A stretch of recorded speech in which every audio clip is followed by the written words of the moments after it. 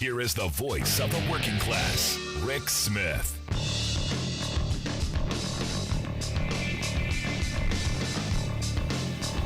And welcome, brothers, sisters, working class heroes. This is the Rick Smith Show. Thanks so much for being here today on the big program. Lots to get to, lots to talk about.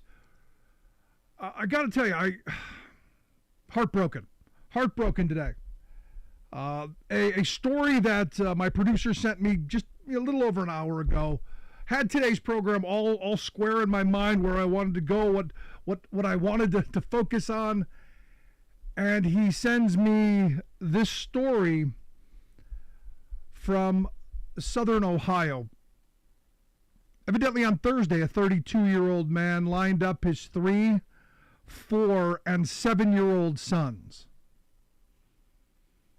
I can only imagine thinking, oh, it's a game. We're going to play a game out in the backyard. Come on, boys. Line up. Then in firing squad fashion, executes 2 of them. One of the boys runs off. He hunts the child down, drags him back, executes him too.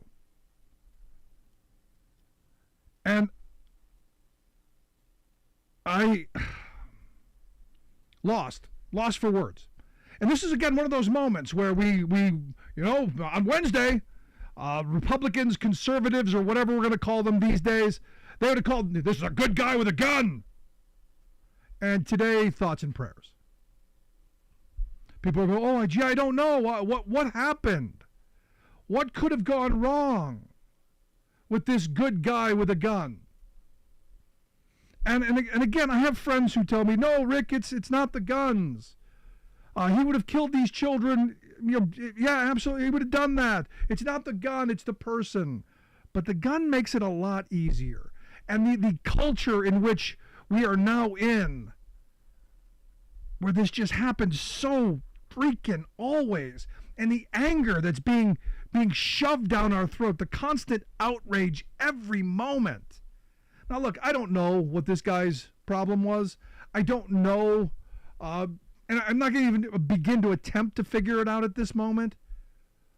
But I got to tell you, we're in a society where outrage sells, keeping people on the edge of humanity's on the brink. There's no future. There's no hope. Save your children. I mean, I'm not generally an emotional person. I'm not. I generally have very few emotions. But when it comes to kids, because look, I got 3 of my own. My mind immediately went to my son, who, I got a picture of him hanging on the wall, here at 3 years old. And I'm looking at that picture and I'm imagining the tragedy and what drives someone to do this. And I can't fathom that the outrage machine that's in our ear 24/7, 365 didn't play a part of this. And this is where my anger sometimes, and this is an FCC program, so I can't go where my mind and my heart and my emotions want to take me in this moment. And now here's the thing, I'm not a death penalty person, but this coward should have had the courage to at least take himself. I mean, if this is a murder, this is one of those things, and I hate that feeling. I hate that we're in this moment. I'm still an anti-death penalty person, and these are the moments that test that.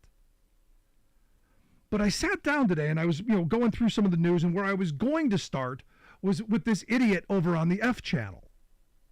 Now look, I've never claimed to be the mayor of Wokistan. Never once. I've never claimed to be the most woke. I've never even claimed to be woke. But I am awake to the reality. My eyes are open to the clear hypocrisy of the outrage merchants who want to get me to hate people just because they dress differently or they love someone else or they do something that doesn't have anything to do with me. I don't fear that there are people at every turn trying to indoctrinate my children because I know my children. This is the bizarre world that we're being force-fed by outrage merchants who I don't know if it's the need for attention, I don't know if it's the need for ratings or for profit or what, but I see this stuff every minute of every single day for the last several years. And it is not helpful. It is not moving us in the right direction. It is not making us better. It's only making us worse. And the frustration of an idiot like this, and I honestly don't know her name. All I know is I came across this clip, and I got to play some of it. This is the thing that just gets me. She's going on about there was a pride event at the White House. Everyone's seen the photographs, and we're going to talk about flags now, evidently. So here's this genius going on. Listen to this. This entire virtue signal, appalling. And here's why. Listen to what your commander-in-chief, our commander-in-chief, said when he said to the activists they invited on the lawn, "You're some of the bravest and most inspiring people I've ever known. I swear to God," he said. "You set an example for the nation and, quite frankly, for the world." It is a flagrant violation of U.S. Flag Code Section 7. Here we go. I can't take her anymore. I can't take it. I cannot take it. She's now going to lecture us about flag codes because there was no flag. There were flags all over the place, and she's going on this outrage merchant machine and saying, "Look, this wasn't there," without looking at the actual building where the flag is center, is the highest point. It's exactly what she's complaining about. It's done. Now these are people who, if you remember on January 6th, I didn't hear this idiot running on about how people were beating policemen with flag poles, with flags on them. Didn't hear anything about the flag code there. But it's this kind of stuff. It's this kind of stuff that's designed to get us all riled up, to get us to hate each other. Well, look at those people I don't agree with. They're desecrating the flag by making it a rainbow. What about the folks on the other side who the Blue Lives Matter? We got a blue flag now. If you're truly going to be on we're going to follow the flag code, maybe you should know what it is, and maybe we should. But this isn't about the flag. It's not about the pride people. It's not about any of that stuff. It's about selling outrage. It's about getting people to hate each other. It's about getting people to hate themselves.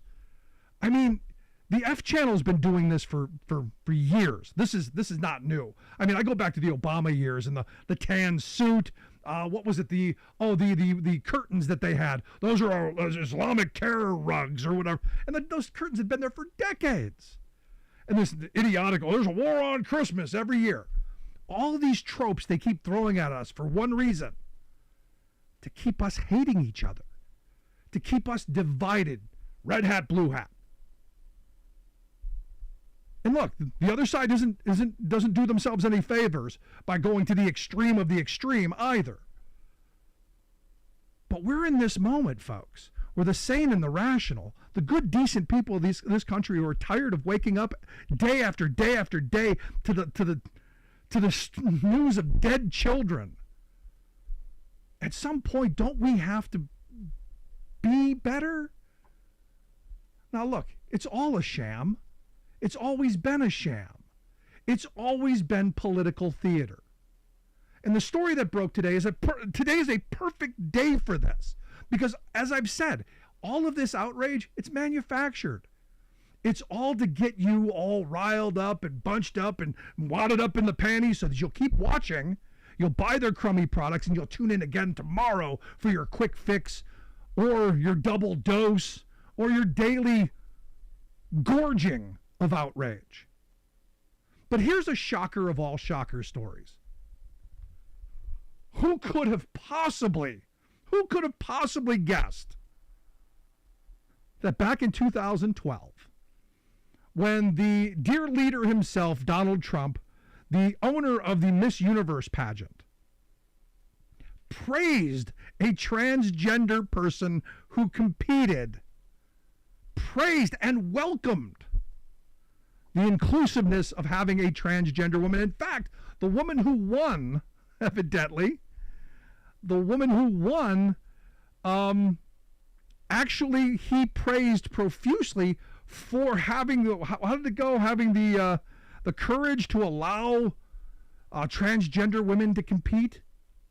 I mean, you can't make this stuff up. Because everything that they do, they're on all sides of.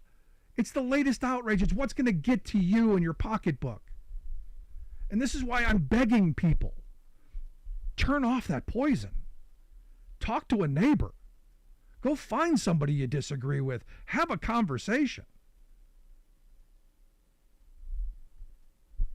Because the rhetoric, the anger, the hatred, it's too hot. I don't know what makes a 32-year-old man line up his 3 small children and execute them. I don't. But I know this stuff doesn't help. And I'll tell you, I am heartbroken. And I don't say that easily. I want to hear your thoughts. Email me, rick@thericksmithshow.com. I got to take a break. Right back.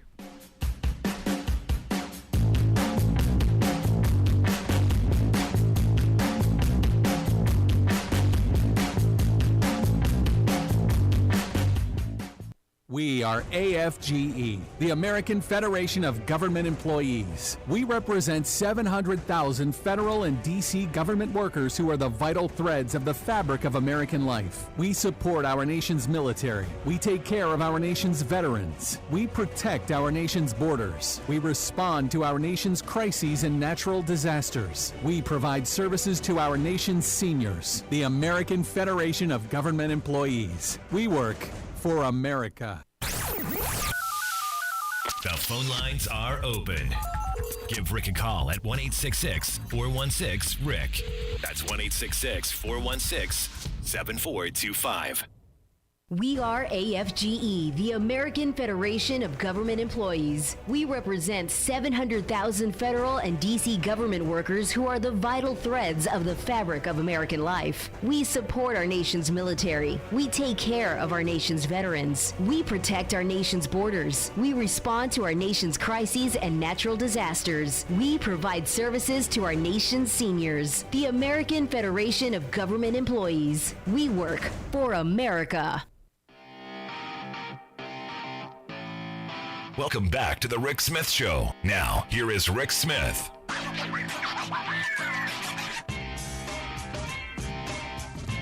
So Chris Christie must be listening to the show. And I was glad to see this the other day. Honestly, I was glad to see Chris Christie come out and go after Jared Kushner. Something I've been talking about for, since they left the White House, since this story broke. Chris Christie came out and said, let me tell you something, everybody. The grift in this family is breathtaking. He says it's breathtaking. Jared Kushner and Ivanka Kushner walked out of the White House, and 2 months later, they get $2 billion from the Saudis. Now, remember, we've been talking about this for a while. I am shocked that it's gotten some attention from our Republican friends. He said, do you think this is some kind of investment? He's some kind of investment genius? Or do you think it's because he was sitting next to the President of the United States for 4 years doing favors for the Saudis? And look, the reality is, as I said, from the beginning, 6 months after Kush is gone, I think it was something like that, a couple months after that, he leaves the White House, sweetheart windfall, $2 billion appears out of the blue, just because he's a nice guy, got a good smile, although he looks like a wood puppet. But never mind. Never mind the fact that Kush, personally shepherded through, what was it, $110 billion arms deal to the Saudis? Never mind that. No. There's no quid pro quo, nothing to see. That's the biggest arms deal ever. Nothing to see. Don't worry about it. Don't look. Shh. Focus on Joe Biden. This is the weird world that we're in. And understand, you go, okay, well, Jared Kushner's a wonder kid. He's on Wall Street. The committee that oversees the funding in Saudi Arabia said, no, bad, don't, no. and they were all overruled. Now, what they were saying is his firm, his company, unsatisfactory in all aspects. That's the official reporting. Unsatisfactory in all aspects. And those folks were overthrown.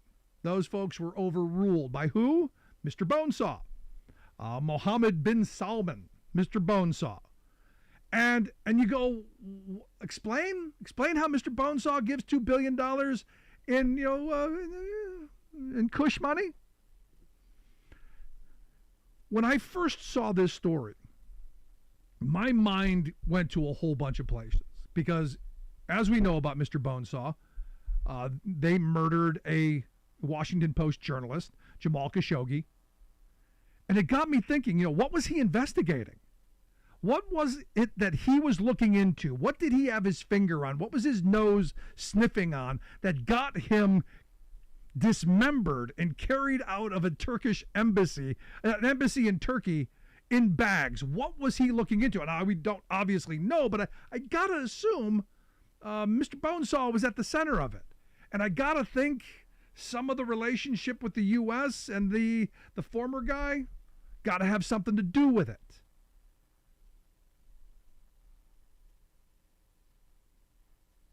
But we're gonna focus on all kinds of other nonsense. I mean, I'm listening to what the Republicans are bringing me right now, and it's garbage. And this is one of those moments, folks. I know honest conservatives. I don't see any anymore. I know people who were Reaganites, who believed in those principles. These aren't them. These aren't the Eisenhower Republicans. These aren't even Nixon Republicans for all the criming he did. I don't know what these people are, but I watch what they do, the Ted Cruzes of the world, who, I understand spin. Look, sitting in this chair doing like political commentary, watching the game of politics play out before us, I get the idea of spin. I get that. Spin used to be things are 90% true. You find your 10% where you can nibble around the edges.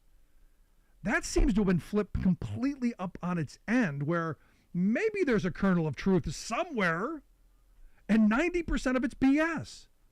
Joe Biden got a $10 million payoff, but the guy who was there who did it died, or we lost track of him. But we know he did it. Stuff's there. I mean, how crazy of a time are we in? And look, it's because our media culture is so just in the tank. They're just so looking for that. It's about the money, man. I go back to Rupert Murdoch. It's not about red or blue. It's about green. And this is where, we as working people, we've got to be looking at this and going, you're right. It's not about red or blue. It is about green. It's about the green that we're getting robbed out of every day. Policies during the pandemic could have gone a lot differently if we had a government of, for, and by we the people. Now, at the beginning, I was in favor of the shutdowns. I was in favor of, okay, let's calm things down. Let's get a handle on this. Let's find out what things are, how we deal with it. At the very beginning, I was in favor of it. Because it made sense. We didn't know what we were dealing with yet. Made sense.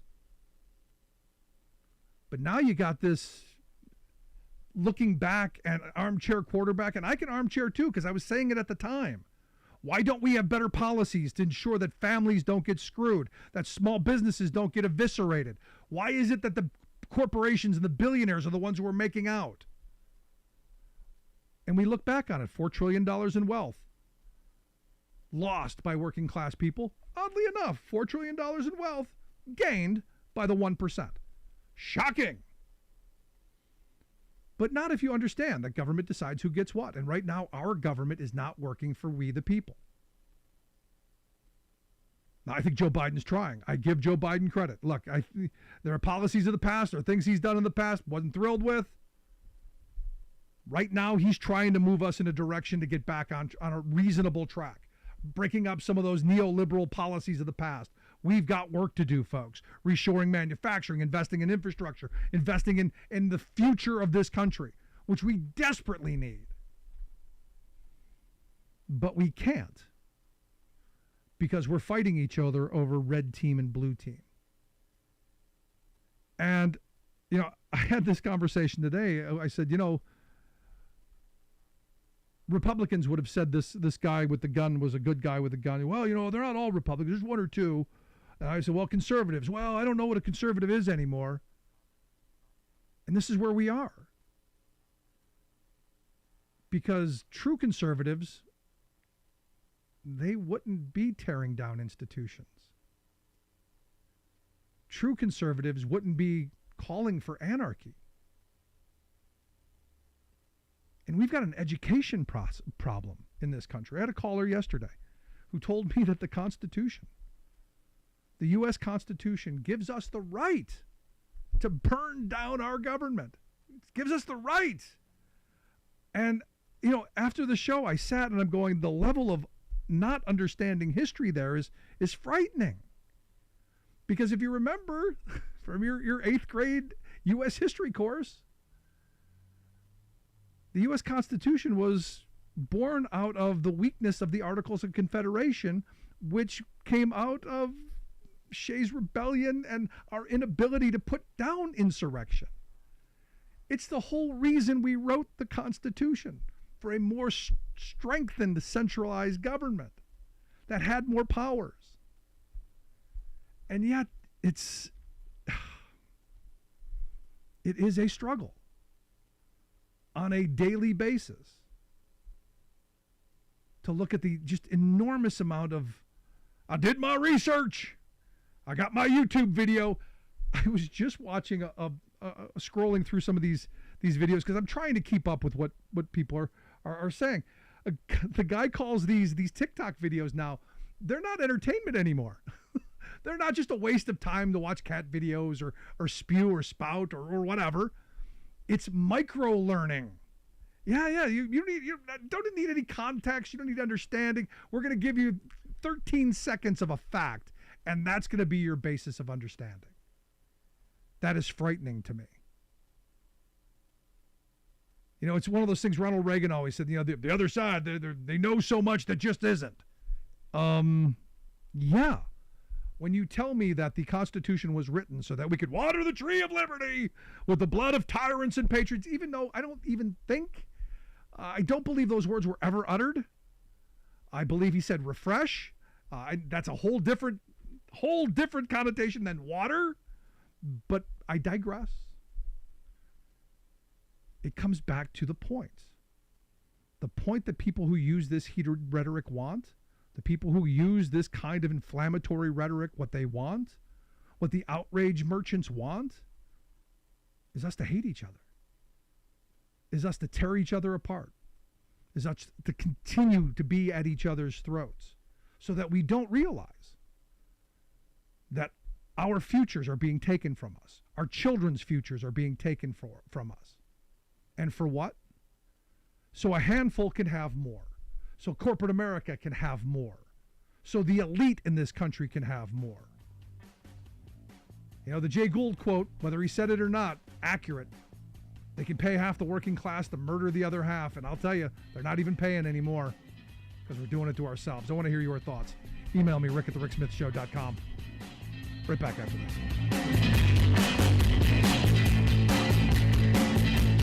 I'm Rick Smith, and this is Labor History in 2. On this day in labor history, the year was 1918. That was the day Eugene V. Debs, leader of the Socialist Party, gave his legendary anti-war speech in Canton, Ohio. The speech, for which he would eventually be arrested, tried, and convicted under the Espionage Act. Though he avoided explicitly criticizing World War I or President Wilson, he made clear his views. He gave the speech at a park near the jail where Charles Baker, Charles Rutenberg, and Alfred Wagenacht, 3 prominent socialists, were being held on Espionage Act-related charges. Debs noted, quote, "It is extremely dangerous to exercise the constitutional right of free speech in a country fighting to make democracy safe in the world." Debs was defiant. He unloaded his rage against the judicial system and the conviction of socialist leader Kate Richards O'Hare for her anti-war views. He railed against the suppression of Max Eastman's socialist press and the ongoing persecution of socialists Tom Mooney and William Billings. Debs briefly reviewed the history of wars in Europe and made the following observation, saying, quote, "The master class has always taught and trained you to believe it is your patriotic duty to go to war and to have yourselves slaughtered at their command.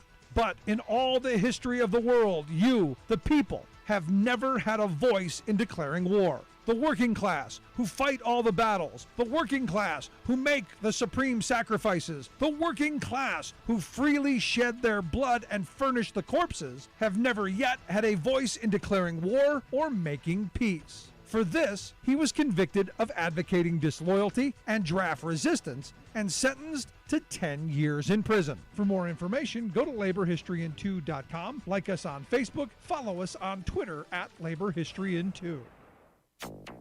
Hundreds of thousands left their homes. Evacuations accredited for saving lives as the extreme weather continued to disrupt them. Powerful cyclone Mocha causes widespread destruction in Myanmar. It'll cost $30 billion to clean up abandoned oil and gas wells in the Gulf of Mexico alone. Plus, we make a major step forward in the climate crisis, protecting public health. Biden EPA unveils new rules to clean up carbon pollution from the nation's power plants. All of those new rules and more straight ahead from BradBlog.com. I'm Brad Friedman. And I'm Desi Doyen. Stand by for 6 minutes of independent green news, politics, analysis, and snarky comment. All across the country, you are sounding the alarm, demanding action, and sparking a global movement to address the urgency of the climate crisis. Thank you for noticing, EPA Administrator Michael Regan. You're doing a good job, too. This is your Green News Report. Okay, Desi Doyen, big news here in the U.S. when it comes to power plants, but yeah, still big, bad climate problems across the globe. Yes, indeed. Tropical cyclone Mocha struck Myanmar and Bangladesh on Sunday, just shy of a Category 5 storm, killing 6 and injuring hundreds. Aid workers are struggling to reach areas devastated by widespread flooding and landslides, with electricity and communications cut off. Hundreds of Rohingya refugee shelters were destroyed. Cyclone Mocha is the latest storm to intensify rapidly right before landfall due to unusually warm ocean waters. Scientists say rapid intensification of storms has become more common worldwide, increasing in both frequency and magnitude due to man-made global warming. Yeah, we're seeing a whole lot of that year after year after year now. April 2023 was the 4th hottest April ever recorded.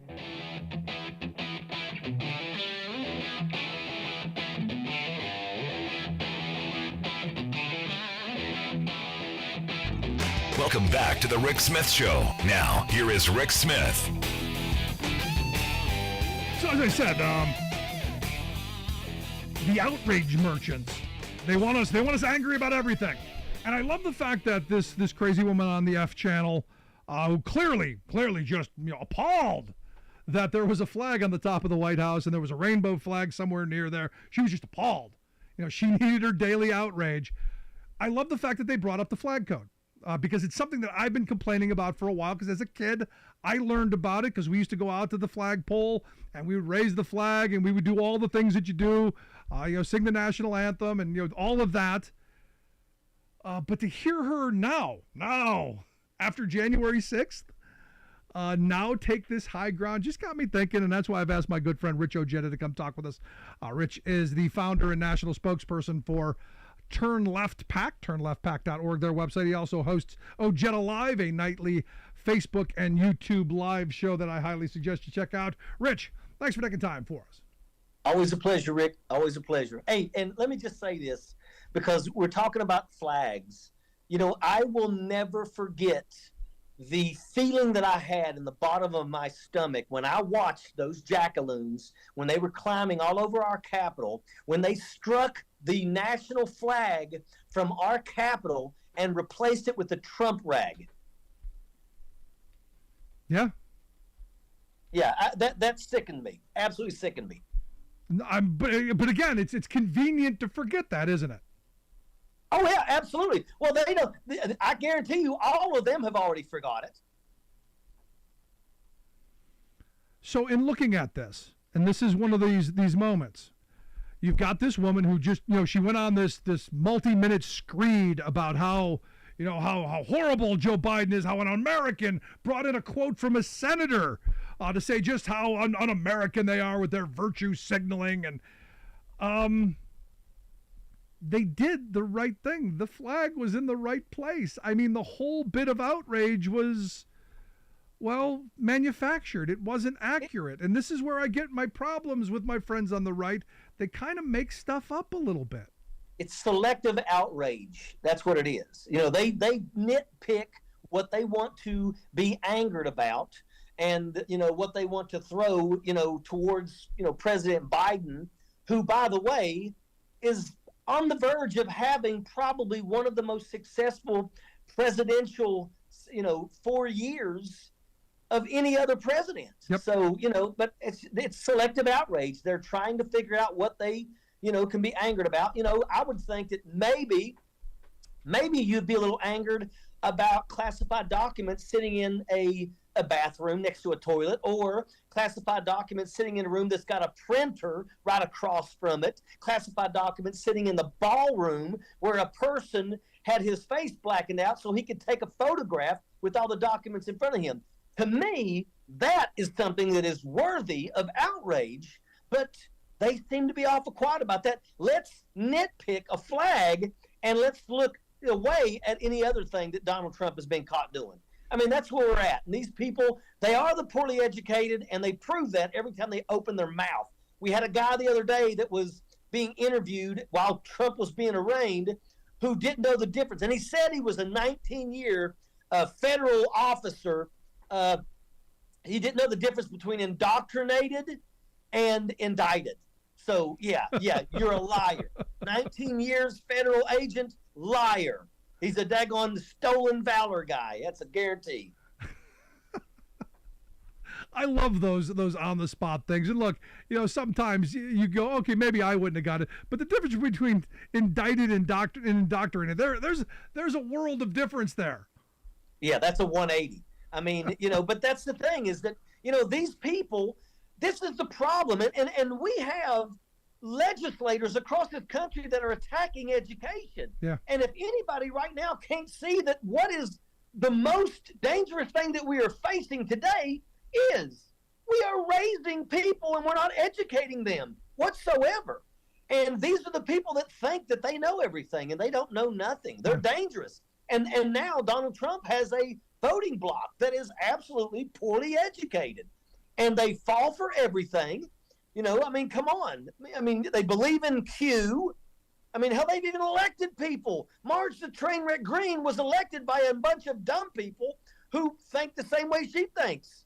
I mean, it's embarrassing, but that's reality. No, this comes back to, I argue, this comes back to the fact that the left never engaged in talk radio, never really got a media environment where they were able to at least balance. Back in the old days, the idea was we believed in more speech. We wanted more people speaking out. We wanted more people talking. We wanted to be in the public square. But as we continue to separate into red team, blue team, we stop. And this is a problem, not just on the red side, but also on the blue side as well, Rich. Oh, look, at the end of the day, everybody needs to be more aware of what's going on around them. And, once again, there's people on both sides that are wrong, but I mean, it's embarrassing when you watch these people go to these rallies and they interview these people. And the truth is those people are not bad people. They're just duped. They're easily duped. I sit and listen to a woman the other day. Here's the thing. You want to sit here and they want to scream, Joe Biden can barely walk and chew bubble gum. And then the next thing they're screaming, he's mastermind this whole plan to take Donald Trump down. So which is he? Is he a bumbling idiot that can't walk and chew gum? Or is he a mastermind that is doing all these things? Because you don't get to have both. Well, that's his genius, Rich. They don't see it like that. That's his genius, Rich. Yeah. Yeah, it's amazing. I listened to two women the other night talking about how Donald Trump is in charge of the military, and Joe Biden actually has passed away, and there's the guy that's acting as Joe Biden. And you sit here and you listen to this and you think, how could people be so stupid? And then you realize these are people. Yeah. These are these aren't 13-year-old kids that haven't learned anything. These are adults. Yeah, but Rich, Rich, these folks have always been with us. They've always been with us. It's just that now they've got the internet, and now they can find each other. Yeah, Donald Trump convinced the poorly educated that he was the one, and that's where we're at right now. And, I believe that people are waking up. I believe that come on, look, the Koch Foundation has now turned their back on Donald Trump. I think that the primary for the Republican Party is going to be nasty. And look, I hope Donald Trump gets to run from his jail cell, because at the end of the day, I don't think if it's Donald Trump against Joe Biden, we get 4 more years. I believe that wholeheartedly. I think Joe Biden has already cut the deficit by $1.5 trillion. Let's give him another 5.5 years. He can cut that by $6 trillion. I'm all about that. Well, I don't care about the deficits and the debt that much. I think we do have to pay our bills back. I care about an economy that's working for working people, where kids aren't going to bed hungry, where veterans aren't living on the streets and homeless and not getting the care that they need. I want effective government. I want to fund that. I want to make sure that we take care of the needs of our people first. Then we can talk about that other stuff. But for me, I agree with you. I agree with you. Right now the Republicans are putting in the crosshairs school lunches, free lunches for kids. This is the type of people that they are. They will go after the elderly. They will go after the children. They will go after the sick. We deserve so much better. Yeah. And look, I got it. There's some Democrats out there that aren't exactly, I don't exactly agree with wholeheartedly. But I'm going to tell you, as a whole, I support the Democratic Party wholeheartedly. And I hope that we don't have a bunch of, me and Andrew Yang are friends, but right now I want to see, Trumpism defeated, and I don't want to see somebody try to jump up and cut the votes. Yeah, well, I can say the same about Joe Walsh. We're buddies now, never have been in the past, but let's quick go to the phones and get a thought. What's your name and what's on your mind? Am I up? Yep, go ahead. What's on your mind? Hey, Rick. I am a Republican, and the hypocrisy that you say and your last caller that we're hiding secrets, I'm worried about this president. You've never spoke about the spy facility now in Cuba. I can't hear him. You never spoke about the spy balloons. You never speak about... Evidently you haven't listened. I've already talked about this stuff. When? You are a hypocrite. All right, well, you got your thoughts. Thanks, brother. But here's the thing. I've been called a hypocrite, and that's not the first time I've been called a hypocrite. I'm not getting into all these right-wing conspiracy theories because, again, no one's brought this in front of the people with robes on. No one's done those things. So when it comes, we'll talk about it. But, Rich, here's the thing, and this is what gets me. We look at all the conspiracies that are being thrown out. Joe Biden took millions of dollars and all the Hunter Biden stuff. This, again, back to dividing us and tearing us apart. Yeah, that's what they do. To them, that's the only way that they can, get an opportunity to try to seize power. That's it. They want everybody at each other's throats. They are attacking education across this country. We now have states that are refusing to teach real history. Look, we're in a world of hurt, and I'm going to tell you that I am hoping that we not only retain the presidency. We got to take back the House. Yeah. And I will tell you that recently there was a gerrymandered map, and I forget the state, but the Supreme Court threw it out. And by throwing that out, it actually made it to where like 5 seats are now leaning towards going Democrat. I'm hoping that we can take back the House. I'm hoping that we can increase the Senate. I don't think Joe Manchin is going to win his reelection. And at the end of the day, I don't care, because whether it's Joe Manchin or whether it's Jim Justice, Joe Manchin don't do anything for the people. Joe Manchin does for Joe Manchin and Joe Manchin's family. But I'm hoping that we can increase in the Senate because I do believe we're going to lose that seat. And at the end of the day, I don't care because I despise Joe Manchin. You listen to the Rick Smith Show. We're here with Rich Ojeda. Rich is the national spokesperson for the Turn Left PAC. We'll get links out on social media how you can take a look at that, turnleftpac.org, the website. He's also the host of Ojeda Live. You can check that every weeknight on Facebook and on YouTube. Here's the thing, and I go back to where we are. Do you think there's a way of bringing people back together? We hear that this idea, we want to unite, but there's so much thrown out. Like, I just had the guy call and say, you never talk about, I was waiting for chemtrails. They throw these conspiracies out that can never be solved just so we can be at each other's throats. Yeah. Do you think the problem is we've got a lot of people that fall for conspiracy theories. First and foremost, no matter what somebody tries to push you, it's always better for you before you start, getting behind something, do a little research yourself, do a little reading, and find out. Because a lot of the stuff is just that. It's conspiracy theories. And in some cases, it's absolutely just idiotic for people to fall for these things. Because we talked about the Chinese spy balloons right at the very beginning. Very, very, very quickly. I personally, I would have shot them down over Alaska. But that's just me. Then the other part of me said, hey, look, I had some military people say, hey, look, you follow this stuff. You see what they're looking at. You gain information. There's a lot of thought into this, and we talked about that. And when Biden shot it down, okay, fine. Now they're going after him for shooting it down. I mean, and at the end of the day, I'll tell you right now, if anybody says that we should allow it to just go ahead and float over the United States of America and continue gathering data, I say that's garbage. And once again, like you said, it doesn't matter. If Joe Biden doesn't do it, they're going to scream at him. If he does it, they're going to scream at him. So best thing is Joe Biden just does what's right. And I think he's doing what's right. I think he's doing amazing things. I think that he is the jobs president. 13 million jobs have been created under his watch.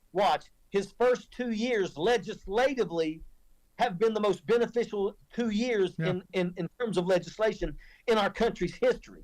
So I think he's doing a phenomenal job, and I hope he gets another 4 years. Lastly, I want to get your thoughts on this. Evidently, the White House is working on an executive order to restrict U.S. investment in China that could have something to do with national security. There's concern that U.S. investors are going to spend money in China, on AI stuff and on stuff that's going to be used against us. And interestingly enough, you've got Republicans who are talking about blocking it. Well, I mean, I would lean towards blocking it if it's going to be used against us. I mean, that's just my thoughts. No, they're talking about blocking. They're trying to undo what Biden wants to do in blocking the investment. I think you got to, at some point, it's about damn time we start looking at how much we're investing in our own demise. Yeah, absolutely. As far as I'm concerned, it appalls me when I find out that, China owns large swaths of land in the United States of America. I disagree. I'm with you. But, Rich, I appreciate the time, as always. Good talking with you. Keep up the great work, and I look forward to see what you guys do here with the Turn Left PAC. I hope folks will take a look at it, turnleftpac.org. Rich Ojeda, national spokesperson and founder. Also, make sure you check out Ojeda Live weeknights on Facebook and YouTube. Thanks so much, buddy. Thanks, brother. I appreciate you. Anytime. Our good friend Rich Ojeda. I want to hear your thoughts. 1-866-416-RICK, 1-866-416-7425. This is The Rick Smith Show for working people.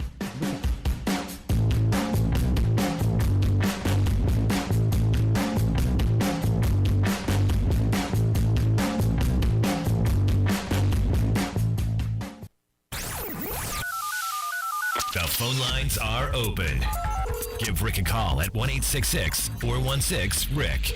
That's 1-866-416-7425. I'm Rick Smith, and this is Labor History in 2.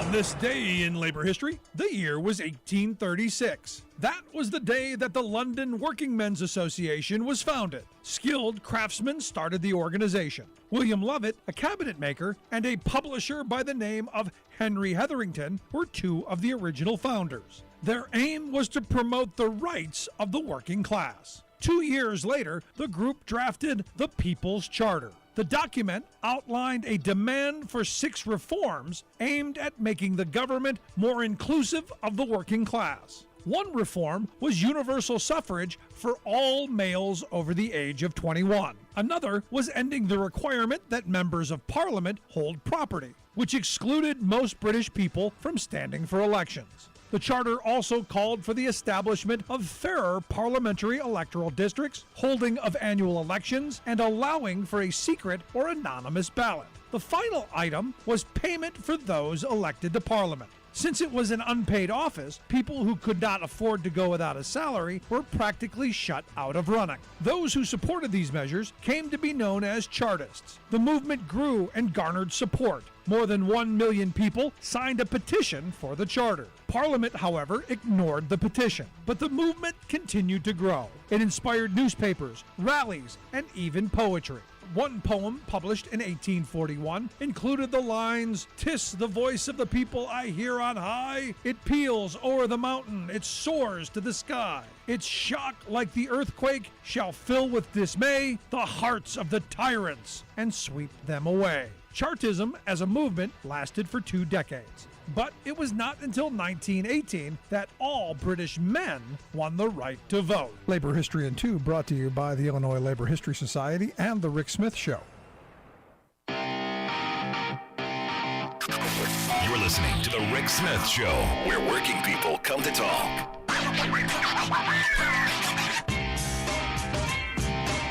So apparently, I love these.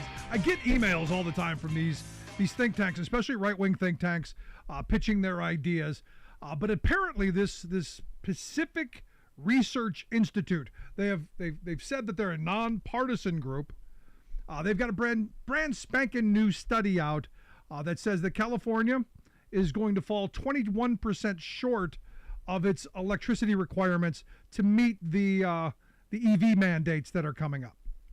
And look, that's probably true. There could be some truth in this. I'm not quite sure how they came up with the numbers. Looked at the study, looked a little gamey, but you know, this according to them, if we're going to meet the standards, California's going to have to expand its annual additional renewable energy by a whopping 86% to meet these green deadlines, according to the email. And I'm going, okay, that seems a lot. Maybe we should get working on that. You know, because understand, I think we can get where we need to get if we had the will. You know, as much as I'm not an Elon Musk fan, but he's been running around saying, you know, a little bit of Nevada, a little bit of Arizona, a couple of corners of these desert states, we fill it with solar panels. We could power the entire country.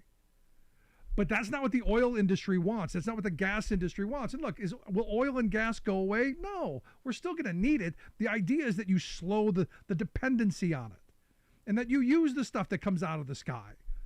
You know, just a thought. You know, we do have a couple of states that have some, you know, some sun. And it's kind of arid, and it's kind of, well, useless land. We could put a roof over it. I look at what they're doing in the Netherlands. The story yesterday came out that the last windmill in what is being called the largest offshore wind farm in operation just completed. This is going to be a 1.5 gigawatt wind farm. And, you know, my mind went, you know, how much is a gigawatt? It's a billion watts, Rick. Yeah, I know that, but what does that mean? What does a billion megawatts mean?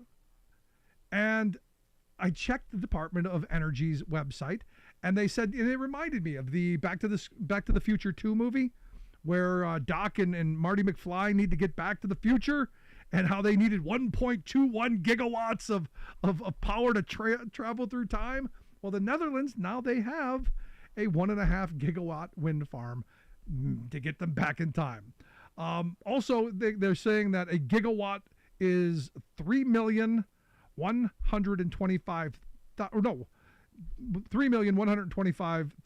photovoltaic panels, 100 million LEDs, roughly 1.3 million horses. I'm not sure how that equates, but it seems large. and 2,000 Corvette Z06s. That sounds like a lot of power.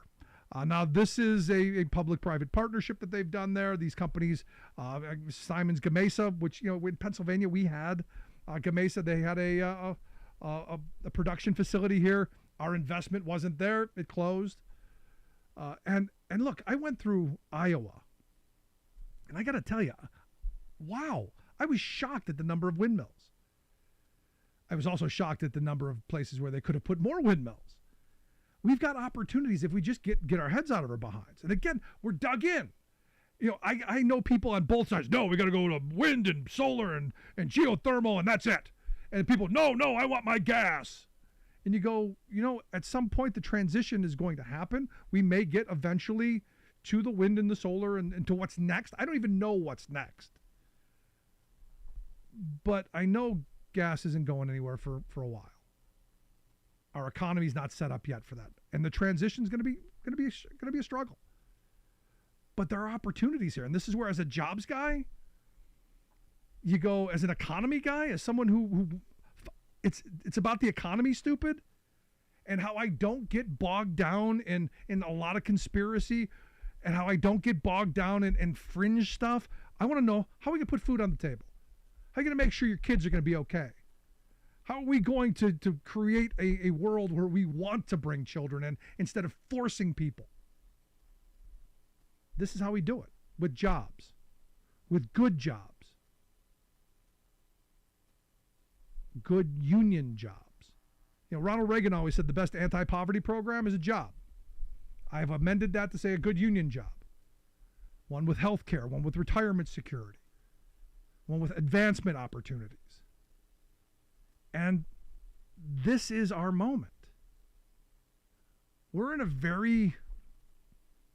transitional moment in the history of humanity, with what's going to happen with AI, what's going to happen with robotics, what's going to happen with energy. And I think people are frustrated. They're angry because we don't have leaders that any of us believe are capable of navigating these waters. We don't have leaders who have a vision or are articulating a vision of where we go and how I argue we're already decades behind some of this stuff. And when we just argue for the sake of arguing, I got people on social media all the time who, it's just about trolling. It's just about, I win, you lose. You know what happens when I win, you lose? Eventually we both lose. Because now I got to come back. No, you got to lose. No, you got. And what happens? Again, the rich and powerful continue to maintain their rich and powerful status. And this is my frustration in this moment. I'm a working class guy. I want to know how we're gonna make tomorrow better. For me, it's all about how we move forward. And yet we've got a system right now set up on nope, can't do that. We got a system set up on how to tear each other apart. And as I've been saying, I've been doing more since the pandemic has been over, or it's not really over, but since we're moving away from it, I've been doing more to talk to people face to face that I disagree with. Because I think you have to. I think it's so much easier to yell platitudes or to yell talking points or to troll on social media. It's a lot different to look somebody in the eye. Which is why, again, we're working on potentially another working class heroes tour. But I want to hear your thoughts. Email me, rick@thericksmithshow.com. We'll take a quick break. Right back.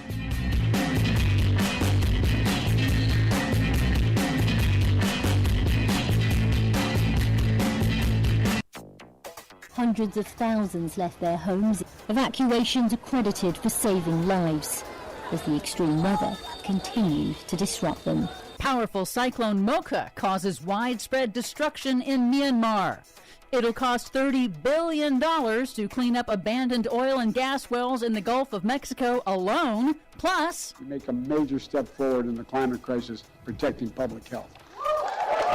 Biden EPA unveils new rules to clean up carbon pollution from the nation's power plants. All of those new rules and more straight ahead from BradBlog.com. I'm Brad Friedman. And I'm Desi Doyen. Stand by for 6 minutes of independent green news, politics, analysis, and snarky comment. All across the country, you are sounding the alarm, demanding action, and sparking a global movement to address the urgency of the climate crisis. Thank you for noticing, EPA Administrator Michael Regan. You're doing a good job, too. This is your Green News Report. Okay, Desi Doyen, big news here in the U.S. when it comes to power plants, but yeah, still big, bad climate problems across the globe. Yes, indeed. Tropical cyclone Mocha struck Myanmar and Bangladesh on Sunday, just shy of a Category 5 storm, killing 6 and injuring hundreds. Aid workers are struggling to reach areas devastated by widespread flooding and landslides, with electricity and communications cut off. Hundreds of Rohingya refugee shelters were destroyed. Cyclone Mocha is the latest storm to intensify rapidly right before landfall due to unusually warm ocean waters. Scientists say rapid intensification of storms has become more common worldwide, increasing in both frequency and magnitude due to man-made global warming. Yeah, we're seeing a whole lot of that year after year after year now. April 2023 was the fourth hottest April ever recorded globally since record-keeping began in the mid-1800s. That's according to NASA and NOAA. In the southern hemisphere, April was the warmest month of any month ever recorded. The world's oceans globally were the second warmest on record, and global sea surface temperatures have been pushing record highs for 2 months now, linked to the rapidly developing El Nino climate pattern in the Pacific Ocean. Now, some scientists also theorize that some of the spike in ocean temperatures could be related to the perverse effect of new regulations cutting smog pollution from ships, which previously reduced solar radiation reaching the ocean. So we're making cleaner ships, and that actually makes the oceans warmer because the ships are no longer blocking the sun with their dirty smoke? That's the theory. Wow. In other news, plugging abandoned oil wells in the Gulf of Mexico will cost about $30 billion, according to a new study, and that's about 6 times what the Biden administration allocated in the infrastructure bill for plugging both onshore and offshore wells. Researchers estimate the Gulf has about 14,000 unplugged abandoned oil and gas wells, which can spill oil and leak methane. Federal law requires companies to pay cleanup costs, and while most of the abandoned wells in federal waters were at some point owned by giant oil companies like Exxon, smaller operators in state waters have frequently gone bankrupt, leaving taxpayers on the hook to pay for the cleanup of those orphaned wells. Imagine that. The Supreme Court has narrowly upheld a California law that bans the sale of pork from operations that breed the animals in severely confined cages. The pork industry had argued that California infringed on regulations in states where the pork producers are based, but in a 5-4 ruling, conservative Justice Neil Gorsuch said, quote, while the Constitution addresses many weighty issues, the type of pork chops California merchants may sell is not on that list. Wow. Is Neil Gorsuch okay? Finally, the Biden administration Environmental Protection Agency has proposed new rules to clean up pollution and planet-warming carbon emissions from U.S. coal and natural gas-fired power plants, the nation's second largest source of emissions. It's a key step in curbing emissions in the rest of the economy from vehicles, buildings, and industry. Basically, the draft rules would require existing and future fossil-fueled power plants to cut their greenhouse gas emissions by 90% by 2038. With options to do so, like switching to cleaner sources or capturing their carbon dioxide emissions. Plants that don't meet the standards would have to retire by 2042. Now, critics note that it gives coal plants a full decade to reduce their emissions, and that would miss President Biden's target of 100% clean electricity nationally by 2035.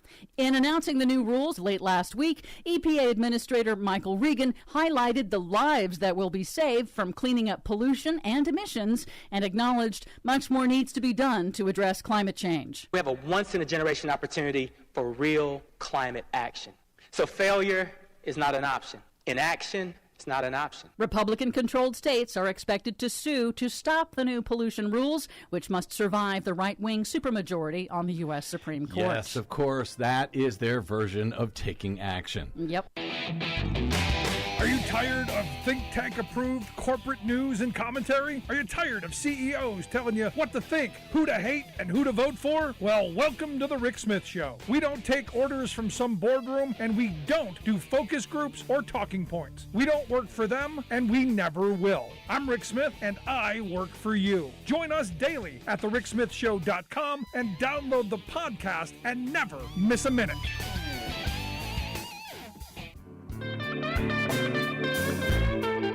Welcome back to the Rick Smith Show. Now, here is Rick Smith.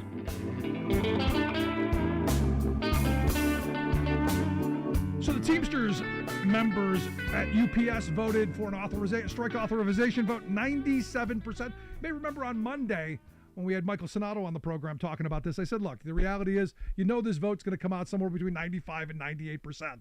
The vast majority of people that I've known there who have worked at UPS are ready to take this company on, especially after all of the things that have happened coming out of the pandemic. So am I shocked that it's 97%? No.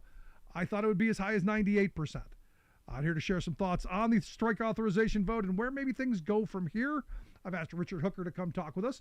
Richard is the Secretary-Treasurer of Teamsters Local 623 in Philadelphia. I think they call the place where the UPS workers there in Philly the Rock or the Brick or... Richard, thanks for taking time for us. Thank you. Thank you for having me. So what's the facility name? Is it the Rock? So the Oregon Avenue facility, we call it the Rock. The airport facility, we call it the Big House. The Big House. Ah. So are you surprised by the 97%? No, I'm not. I expected this. I think everybody did after what has happened, as you said earlier, with coming out of COVID. How UPS has always dealt with our members. This is not a surprise at all. Now, we've heard very little dripping out of the negotiations. The big news this week was there's going to be air conditioning in these trucks because we've here on the program talked about stories of UPS drivers passing out. Unfortunately, some dying because of heat exposure. And look, as climate changes, whatever the reason is, it's going to happen. This is going to be a major issue for your members. So is this a victory that now there's going to be air conditioning or maybe not so much? I think it's the start of a victory. I think we have to dive deep and see what the language is, because I know there's some confusion over this whole thing around for trucks purchased after January 2024. So there's some concern there. What about the trucks that right now, if you are in the UPS world, you know how UPS likes to manipulate language. Right. And this is something they can manipulate. And I also would like to add in that our warehouse workers would also, they're looking for some relief from the heat as well, air conditioning or something, because it's hot in those trucks, we know. Yeah, well, maybe when they take those little 6-inch fans out of the trucks, maybe you could carry one of those around. Then UPS will say that's a safety hazard. So, I was just being facetious. Yeah, I know. But yeah, I would like to see some language for our warehouse workers for air conditioning, airport workers who work in the tugs. They would like to have some consideration there as well. I mean, it's hot everywhere. Yeah. It's hot everywhere. So, no, yeah. but you talk about the air conditioning in the trucks, and I said the other night, I'm shocked. I think most people are shocked when they find out there is no air conditioning in those UPS vehicles. Considering you can't buy a vehicle with roll down windows or manual locks, let alone something with no air conditioning. But yet somehow UPS has got vehicles on the road that there's nothing. And as Michael Sonato told us, he talked with one of the UPS spokespeople, and they said, well, those little fans are good enough. I don't think those little fans are good enough. They're not good at all. Listen, UPS knows that. But again, they want to control everything. They don't care if you die on the truck. They don't care if you pass out. They just want the package to be moved. That's all they care about. Yeah. So just the AC issue. This is a good step. We just want to make sure that there is no language that the company can exploit in prolonging these vehicles from having air conditioning or the warehouse. Right. Now, let me ask you this, because I know in the freight industry where I come from, we went through this, probably 20, 30 years ago to get air conditioning in road units. And there was a date where they were going to have to, all new road units would have to have air conditioning, but they didn't go back and retrofit all of the old ones. And we knew that those trucks are going to probably hang around 10, 15 years. How long does a package car generally hang around the system? If they go and buy a bunch of 2023s with no air conditioning, could a career be made out of no air conditioning in one of these package cars? Absolutely. And I think that's the plan from UPS. They're not going to be in any hurry to buy any new package cars in 2024 when they have already a newer fleet of vehicles right now. So again, I think that's where the confusion we hear and we see, some concerns expressed from our members about that very thing. Again, the language is very important. So we just have to see if there's any loophole, if there's any angle the company will try to exploit, because UPS is very good at exploiting language that does not have some teeth to it. And This one here seems like there's some things where they can get away from it. Yeah, I mean, at the end of the day, all they care about is dollars and cents. They don't care about your members. There you go. And that's, sadly, that's the reality in the corporate world. At the end of the day, it's all about the money. It's about the green. And if letting your members, fry in one of these trucks, and some of the videos we've seen, the one of the guy passing out, and the stories of people dying, that's just the cost of doing business to them, because they don't want to pay the extra couple of cents per gallon to make sure that people are safe. You're right, and again, that's their business model: dominate the worker, harass the worker, retaliate against the worker, get the packages moving. If you don't like it, we'll fire you, and keep moving. That's what they do. Yeah. Now, this is one of those moments where I've had conversations with UPS members throughout the years, and sometimes they'll be mad at you and mad at the union, and I go, think of how bad things would be without Richard Hooker. Think of how bad things would be without having that union card in your wallet to have some protection and someone to stick up for you and fight for you in these moments. Because here's the thing, and this is the reality across the board: we wouldn't be talking about air conditioning in any vehicle if you guys weren't demanding it. You're absolutely right, and I'm glad you brought that up, because the only thing that's stopping UPS from dominating us completely is the union. They don't want to pay these wages. They don't want to have to contribute to these pension funds. They don't want to have to provide health care. They just want you to come in, die on the job. And if you don't die on the job, they'll suspend you or fire you for not working fast enough. But the only thing that's stopping that is a union. Yeah. No, I spent a couple Christmases working at a UPS facility out in Western Ohio, and I remember them standing at the back of the trailer with a stopwatch, because we had to throw 1,200 packages an hour out of that truck, and they were counting. And it was, it was cold, it was freezing in the winter, and it was hot as in the summer. And you better get those packages, or that was the end of you. You're right, and still to this day, now they've got more aggressive, more brutal, more technology. More technology, and they just want to strip the worker of their dignity, and they do that by stopwatches and count stops per hour and all these kinds of things. They want to just monitor you, everything that you do, and if they feel as though that you're slipping or whatever the case may be, let's get them out of here. Yeah, I like to tell my friends, every time you walk by a brown box on the side of the road while someone's making a delivery, and you walk by and you hear that clicking noise, you hear that timer clicking, that, as I understand, and correct me if I'm wrong, that's timing how long that guy's butt's out of that seat. Yeah, they have so many, like you said, they have so many things to check on our drivers and other members. They know when your seatbelt is buckled. They know if your bulkhead door is open. They know how long you've been at this stop. They know how long you've been sitting over here. They know everything about you. And they're just waiting for you to make a mistake so, again, they can get rid of you. Yeah. I heard one of our old-timers say, this is the only company that spends 30 days to train you, and then the next 30 years trying to fire you. Oh, no, I worked for Roadway for 20 years. They had the same mentality. But it just seems it's the corporate mentality, Richard. You're listening to the Rick Smith Show. We're Richard Hooker. Richard's the Secretary-Treasurer of Teamsters Local 623. TeamstersLocal623.org, the website, if you want to take a look at the work that they do in the Philadelphia area. Now, for me, the air conditioning thing is really, really important. But I got to tell you, the biggest slap in the face for me came just recently. I guess it's been several months. We come out of this pandemic. UPS is telling your guys, your members, you're heroes, you're essential, thank you, you're wonderful, all this stuff. They give them, a raise. In my local area, it's up to like $24 an hour. And then arbitrarily on a certain, I guess Tuesday or whatever it was, they clawed it all back. And this is a company that's wildly profitable, company that's bought billions of dollars in stock buybacks back, but yet they clawed back that hero pay right quick. Again, this is who they are, and that's why the strike authorization vote was so high. Our members didn't forget. Part-timers did not forget. The drivers didn't forget. Feeder guys didn't forget. They still remember those adjectives. Man, you guys are heroes. You're essential.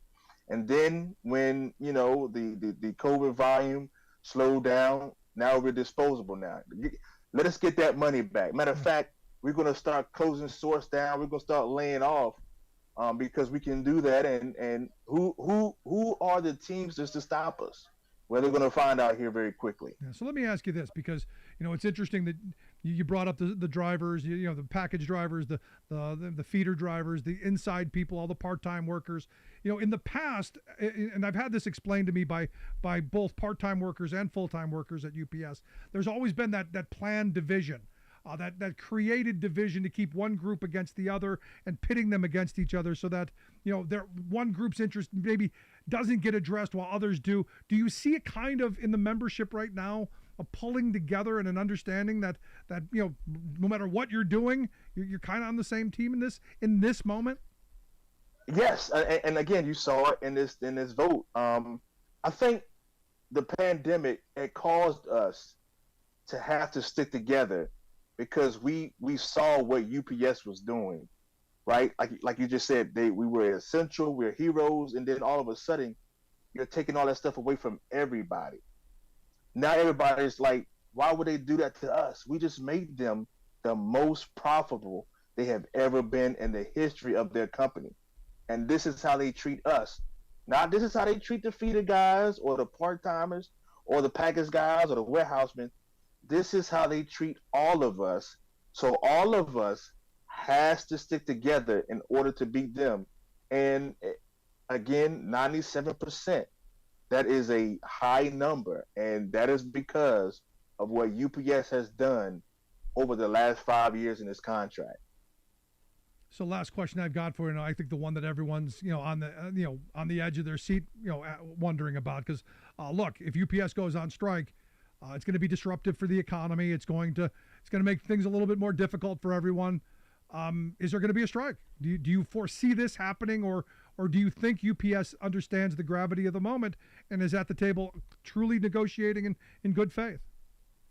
It's kind of hard to tell. Part of me wants to have a strike. I'm not going to lie. I know that's not politically correct, but I've seen some things over the last 3 years with this company. I've seen how they've handled the negotiations from a local perspective and a national perspective, and there is no respect. Whenever the company does not show up and bargain in good faith, when they don't show up at all to meetings, when they constantly drag their feet, because we still have 2 supplements that have not been completely done. To me, that shows the ultimate sign of disrespect. We just made you the most money you've ever made, and you won't even come and sit down and sit across the table from us and negotiate. Yeah. To me, I think that's just disrespectful. And I think the only way that you handle this level of disrespect, you need to take them on the street. They need to know that they cannot get away with this. Again, that's me just being, I guess, just angry and frustrated. But I think a lot of members feel that way. And so I'm hoping that this contract just really reiterates what we have done for this company, and they show that in the contract. No, so we'll see. I hope you get everything that you earn. At the end of the day, I go. People go, no, we want what we deserve. You don't deserve anything. You earn it. You've earned this. You've made these profits. You've made this company so wildly profitable that they've got so much money that they buy their stocks back, telling us we can't do anything with this money. We've got no productive purpose for this money but putting it back into our pockets. So for me, if I'm sitting at that negotiating table, that's my point every time. I agree. And hopefully we have a deal by August 1st. If not, then we'll see them on the side of the road. All right. Well, I look forward to that day, and I know you'll be here to help us to work through it one way or the other, Richard. I appreciate the time, man. Thank you so much. And if I can, real quick, June 23rd, 623 day, we're having a big rally at the airport. If anybody is in the area, please come out and support. Outstanding. Richard Hooker, appreciate the time, man. Thank you. Thank you so much. I want to hear your thoughts. Email me, rick@thericksmithshow.com. Going to take a quick break. Right back. Stick around. You're listening to The Rick Smith Show. We're working people. Come to talk.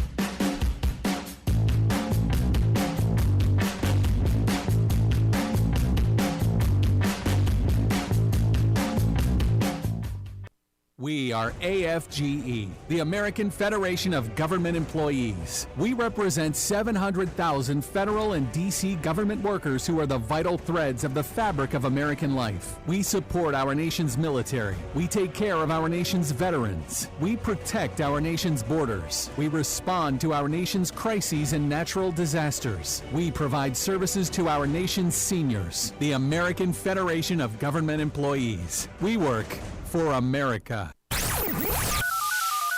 The phone lines are open. Give Rick a call at 1-866-416-RICK. That's 1-866-416-7425.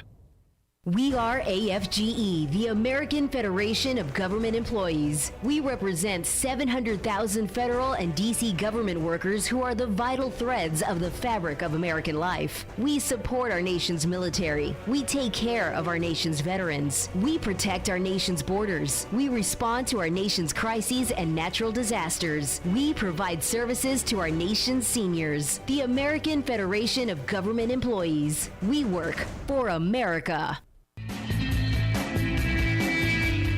Welcome back to the Rick Smith Show. Now, here is Rick Smith. So I came across this story over at, I think it was Forbes magazine. And the guy wrote, it's time to get rid of labor law. Do away with labor law. Everyone's going to be their own independent contractor, going to be their own boss, because nobody wants to work for anyone anymore. We're going to all be our own LLC. And look, we've had this argument before.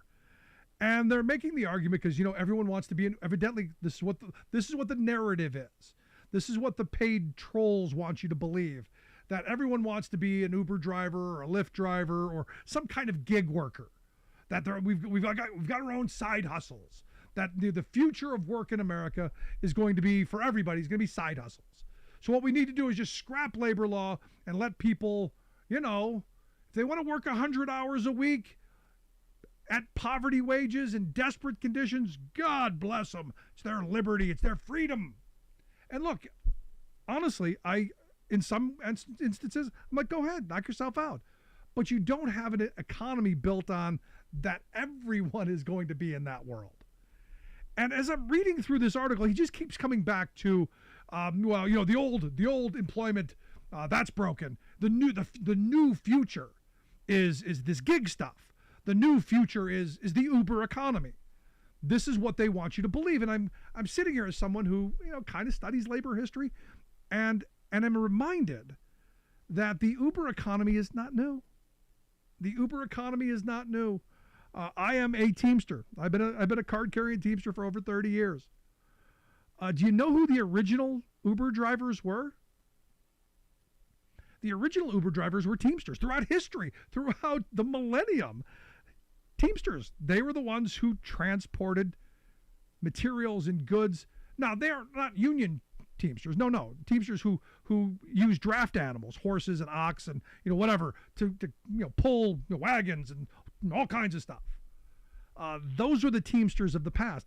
And their jobs, their gig was get up at before dawn to feed whatever the animal is, groom, take care of, get ready, and then get to the workplace. So they put in 3, 4, 5 hours before they even went to work. And then they did their 10, 12-hour day or whatever it was, their sun up to sundown day. And then they went back and they put in another 3, 4, 5 hours of grooming the animals and take care of the animals and taking all of the risk and all of the responsibility. We've seen this movie before. Understand, this is not new. And I love how my conservative friends love these. I'm not going to go there. I love how my conservative economic friends love to pretend like this new gimmick that they've slapped a new name on or put some lipstick on this pig is somehow new. When the reality is we've lived this movie, and it was bad. We lived this horror show. It was no good. It was not good for workers. And the only way that it got better is by workers coming together. Now, look, I've been saying for a very long time, I am not 100% opposed to the gig economy. I'm against this whole system right now of people slitting each other's throats for pennies. I spent the majority of my working life in the trucking industry and watched it go from a regulated industry with decent wages, decent conditions, where people were competing on quality and on safety and on service, to where it then became, who can work for the cheapest? Who's willing to cut their family's future? Who's willing to cut corners? Who's willing to break the law? That became how we did business. And now they want to do that for the entire economy, for everybody, every job. Not just the Uber drivers, but for the newspaper writers and for, you name it. Go down the list. Doctors, the people who read x-rays. All of this stuff is coming to a moment where there will be no workers. It's all going to be individuals on their own fighting each other to survive. And that is where the wealth class wants everyone. Individualized, easily separated from the herd, easily defeated. It wasn't until those Teamsters, those people who, loved what they did, the independent contractors of the 1800s. It wasn't until they looked around and looked at each other and said, we're killing ourselves and we're not even keeping up. Until they stood together shoulder to shoulder and said, we want better compensation. We want better conditions. We want less hours. They came together and formed a coalition. Wasn't the union yet, but eventually they became the Teamsters Union. They became what is now the people who are driving the UPS trucks and the trucks that the Teamsters drive in the freight industry. But those people who they owned a horse and a wagon, and they went out and they moved this country. They were the most exploitable people in the economy. And it wasn't until they came together. And this is where I come back to my belief that, this is back again. My belief that we've got to organize again. And look, I've had people attack me. Well, you're against the gig employees. Yeah, I'm against certain ones.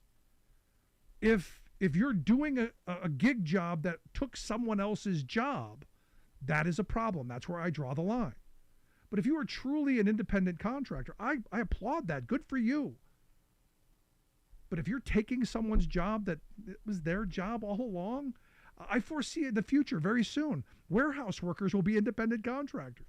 You won't work for the warehouse or the third-party contractor now that you have.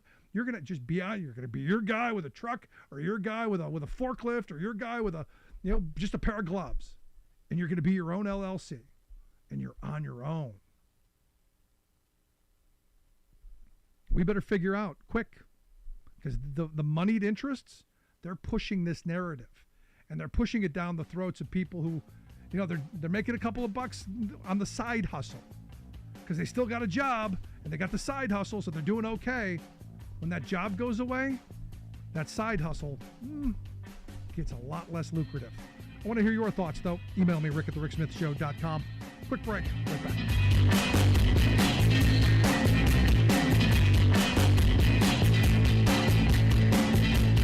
I'm Rick Smith, and this is Labor History in 2. On On this day in labor history, the year was 1836. That was the day that the London Working Men's Association was founded. Skilled craftsmen started the organization. William Lovett, a cabinet maker, and a publisher by the name of Henry Hetherington were two of the original founders. Their aim was to promote the rights of the working class. 2 years later, the group drafted the People's Charter. The document outlined a demand for 6 reforms aimed at making the government more inclusive of the working class. One reform was universal suffrage for all males over the age of 21. Another was ending the requirement that members of Parliament hold property, which excluded most British people from standing for elections. The charter also called for the establishment of fairer parliamentary electoral districts, holding of annual elections, and allowing for a secret or anonymous ballot.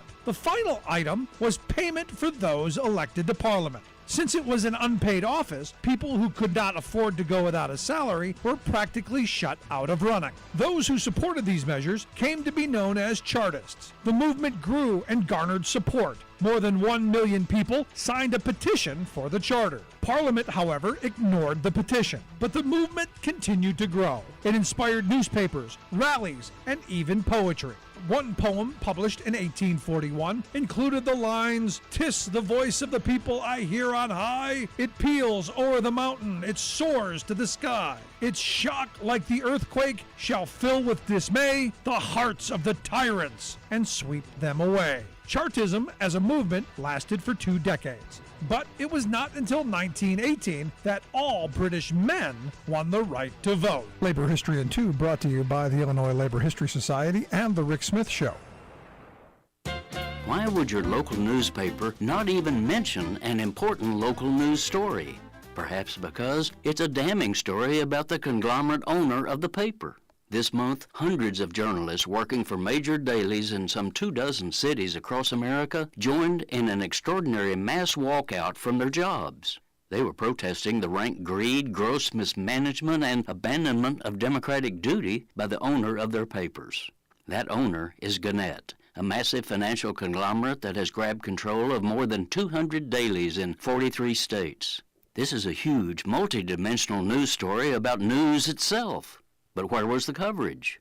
Big story number 1. Unbeknownst to most people in these communities, they no longer have a local daily paper. Control over everything from news content to price now belongs to bean-counting strangers at Gannett headquarters hundreds of miles away.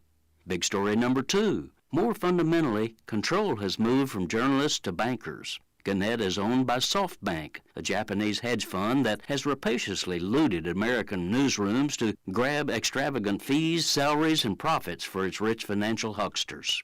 Big story number 3. The workaday hometown reporters, photographers, and others who actually produced Gannett's papers are making a gutsy stand against the profiteer, not just for themselves, but for the essential ideals of journalistic integrity and grassroots democracy.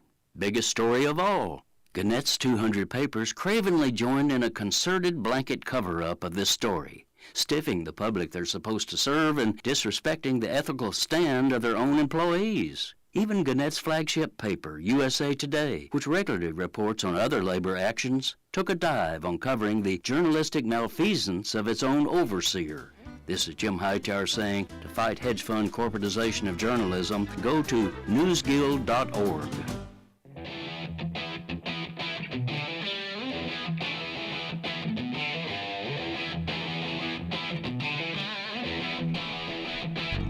Welcome back to the Rick Smith Show. Now, here is Rick Smith. So yesterday, workers at the Amazon delivery service partner, Battle Tested Strategies, walked out on strike in Palmdale, California. And I remember we talked about this, I guess it's got to be a couple of months now, where these workers organized and they were saying, look, they're the first delivery drivers for Amazon to unionize, to help fight for better wages, hours, conditions.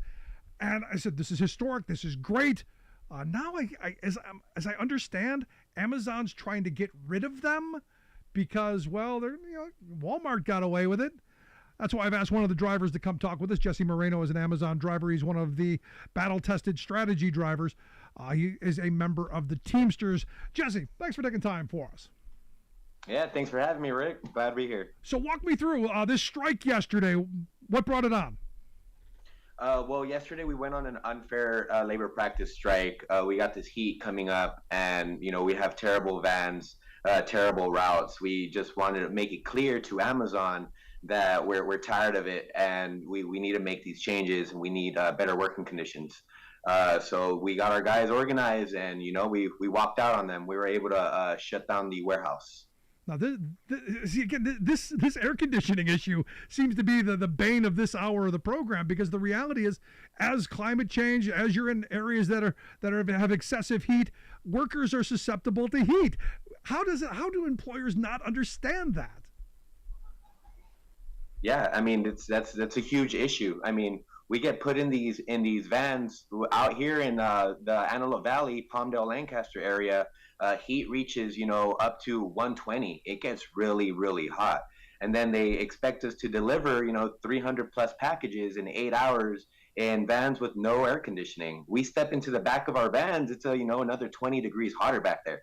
It's actually like stepping into an oven, and it's dangerous. We gotta pull over and step out into this heat to combat the heat that we have inside our vehicles, which goes, and it says a lot. How many packages in 8 hours? They expect us to deliver between 250 to 350 packages, and it gets even crazier during Prime Week, during the holidays, and we're expected to get these done in a timely manner. If we don't get it done, there's a time limit that's set by Amazon, and they reach out to our dispatch team, who reaches out to us and asks why we're behind. They need to get a clear answer as to why we're 5 packages behind 5 hours into our shift, and that's something that is straight brought down by Amazon. Just the sheer number. I mean, stop and think of how many stops that is per hour.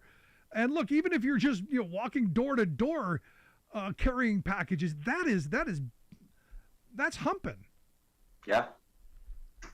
It's pretty hard on our guys. Amazon recently changed their operations to being able to get more stops out of us. So now what they started doing is grouping stops. So say you go down one neighborhood and you drive down one street, you have, let's say, 4 deliveries on that one street. So you're stopping at 4 different houses. Amazon will make that one stop. Wow. When realistically we're driving or stopping at 4 different houses, but to them that's just one stop. And this is where you see these videos. I gotta imagine that you then run into a lot of problems with the general public. I've seen some of these videos where people are yelling at Amazon drivers because they're just stopped in the middle of the road because they gotta go run and deliver this package. And they're yelling at this poor guy. And he's like, "Look, I'm just trying to make a delivery." We should be yelling at Amazon. Yeah. No, yeah, definitely. They're the ones who dictate our routes, what we have to do, how fast we're supposed to do them. And if we don't, then Amazon gets on us, and it falls down on our shoulders to make sure that we're pushing through this heat, these dangerous routes. We're instructed to take these packages to the front doors of our customers, meaning we have to enter their yards where they have aggressive dogs. I've been chased myself twice already without the knowledge of a dog being in the yard until I get to the front door, and then I hear the barking, and I have to hightail it out of there, jump over the fence just to be able to make it back to my vehicle. And it's stuff like that where we can't reject these stops. If we leave the packages at the gate, we get in trouble for it. And now you add this kind of conditioning with wages that I hear are subpar, with benefits that are almost not the greatest. And no wonder there's an appetite for workers to organize. There's no wonder that you guys have joined the union. Do you find that as you're explaining your story to people that there are other Amazon drivers going, "Hey, yeah, us too"? Yeah, little by little, we've heard other DSP drivers that want in on the action and want to be a part of the fight, but they're scared because they don't have the numbers that luckily we did. We got a petition going. I think last year, one of our coworkers was actually trying to get a petition going to get these vans fixed. And luckily, we had good amount of numbers, but it just wasn't able to make a difference. And with us, going on strike, having our petitions, we're making waves, and we're hearing from other states, other DSPs, that we have other Amazon drivers that are ready to join the fight, and we just got to make sure that we could support everyone nationwide, and that's what we want to do. We're ready to blow this thing up. We need Amazon to come to the table, and we need Amazon to listen to what we want, and what we're asking for is extremely fair. Yeah. We want what our brothers and sisters at UPS have. And look, they want you to have it too. I mean, at the end of the day, this is the idea of, and I go back to when I started, in the freight industry, 85% of the LTL market was unionized when I started. Everyone had the same, basic wage structure, the same health insurance, the same retirement security, and you competed on service, you competed on quality, you competed on the positive things, not on who was willing to slit each other's throats for pennies. So when I see the kind of competitions that's been set up between UPS Teamsters and you guys, it's almost unfair in the way it's been allowed to be set up, which is why I'm glad to see that you guys are organizing and getting what you guys earn. I mean, I'll tell you, 300 stops in an 8-hour shift, I don't know how you pull it off. Yeah, no, it's crazy. I mean, we get put into some pretty dangerous areas as well, and we're still expected to meet Amazon standards. A lot of us, we push through our 15-minute breaks. Some of us, like myself, who have different zip codes, I'll drive through my 30-minute break just to make sure that I could, get all my packages done and not get reprimanded by Amazon. That's or wrong. feel slightly disrespected when I return at the end of the day with 3-4 packages, and they keep asking me why are they being returned. Like, it makes me feel like I can't do my job. Nice. When they don't know, being out on this road, what we do, what we go through to make sure that we get these packages delivered to our customer. You listen to the Rick Smith Show here with Jesse Moreno. He's an Amazon driver, Teamster member. I got to get this out. ibt.io/AD Solidarity Fund. We'll get links out on social media how you can help contribute. The idea is, look, these folks need a little help. Make a donation to this to help other Amazon drivers get this information. Because look, I think at the end of the day, Jesse, this is a grassroots movement of working people who have been, I think, abused for far too long, coming out of the pandemic where you were told, I'm sure, you were heroes. And we've heard this rhetoric before. I think the moment is now, the appetite is now for what you guys have done. And you've shown that there's a pathway forward. I mean, this past April, you guys organized and won an election and sat down and did some bargaining. This is showing that it's possible, right? Yes, extremely possible. I mean, we were all excited. We all, I think we were at like 90-something% with all of our members that wanted to unionize. We got the vote to our contract. We got this ball rolling pretty quick because what we demand and what we need, we know is extremely fair. So it's time for Amazon to come to the table and listen to us, and that's going to be the biggest struggle, it seems. So we got to go on strike. We got to do what we can to make Amazon pay attention. We're not going to go away. It's not going to be an easy just get rid of us and that's it. The headache is gone. No, we're gonna continue to fight. And anything that the listeners can contribute and help with is it means a lot to me, our team, because we need to keep pushing, we need to keep fighting, and my guys, we're not going to be scared that much longer, because seeing the support that we have nationwide is awesome, and anything that anybody could help means a lot to us. It's going to help continue this fight. So what do you say to other Amazon drivers? I mean, we've got radio audiences all over this country. Many of them with I've got Amazon facilities, just down the road from where I live. What's the outreach to them? What's the message to those folks right now listening, going, man, I'd love to have better wages. I'd love to get air conditioning in my vehicle. I'd love to get better conditions. What's the message to them? Yeah, message to everybody. All the Amazon drivers is we started this fight, DAX 8 out here, BTS and Palmdale, but we're spreading it nationwide. Reach out to, your locals, your Teamsters, reach out to them, let them know that you guys are ready. You guys are tired of it. we're ready to, go nationwide. If you guys have any questions, you guys need anything, please reach out. It's scary, it's a $1 billion company, but the support that we have and that we've seen out here in Palmdale is extreme, and it's gonna spread nationwide. Do not be scared. Reach out to your locals, reach out to the Teamsters, get as much information as you need, and start organizing your guys underground. Reach out, because we're gonna bring this to Amazon. So last line of questioning I've got for you, because a lot of these DSPs are set up as third-party logistic firms where they can be set aside, and I understand there's a threat that Amazon's trying to retaliate against you guys and set aside this battle-tested strategies company. What do you say to people on that front? I mean, I'm going to lose my situation, and as bad as it is here, as horrible as it is, at least I've got this. What do you say to folks?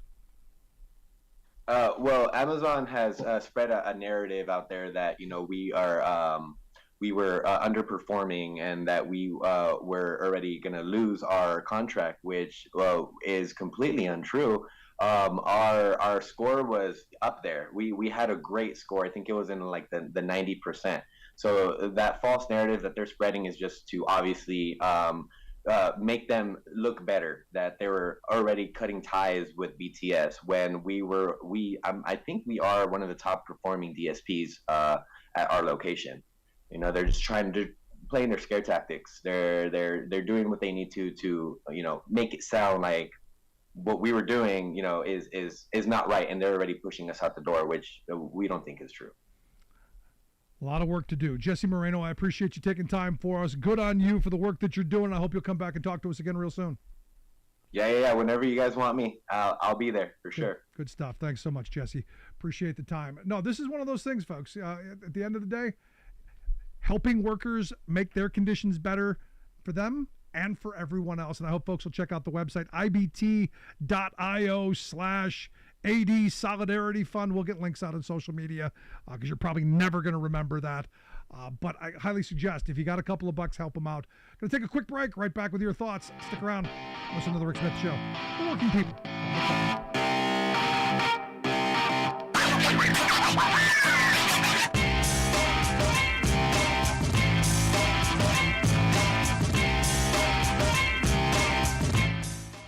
I'm Rick Smith, and this is Labor History in 2. On this day in labor history, Pinkerton detectives arrived at job sites across the U.S. to escort workers off the premises. No, it was not a railroad or a coal mine in labor's distant past. It was at the offices of what was once the largest computer seller in the United States. And the year was 2000. Intercom was filing for Chapter 11 bankruptcy. The computer giant had been built on buying computers in large quantities and reselling them. But increasingly, computer manufacturers such as Dell began to sell directly to customers. They eliminated the middleman. Unable to adapt, Intercom's finances were a wreck. They brought in the Pinkertons to usher away employees and change the locks on the office doors. The Pinkertons arrived at the Atlanta office at 2:30. They showed up in Jacksonville at 4. Another former employee recalled his experience, saying on June 16th, they came into the Buffalo office around 5 with Pinkerton security and a locksmith and said basically, you've got 5 minutes to grab your personal belongings and leave the building. The bewildered employees were given few answers. The Pinkertons posted signs with an 800 number on the doors they had just locked. Then, at 4:26 p.m., more than 5,000 employees were sent an email from the company asking them to call that same number. When they did, a recorded message began to explain the events of the day. The employees learned that they would not receive their final paychecks, and they had all been fired. But the news got worse. The message went on, "We advise you begin exploring alternatives for medical and disability insurance." The message also said, Intercom apologizes for the sudden disruption and expresses its appreciation for your dedicated service. Employees were left to scramble for new jobs and insurance without any warning whatsoever. Labor History in 2 brought to you by the Illinois Labor History Society and The Rick Smith Show.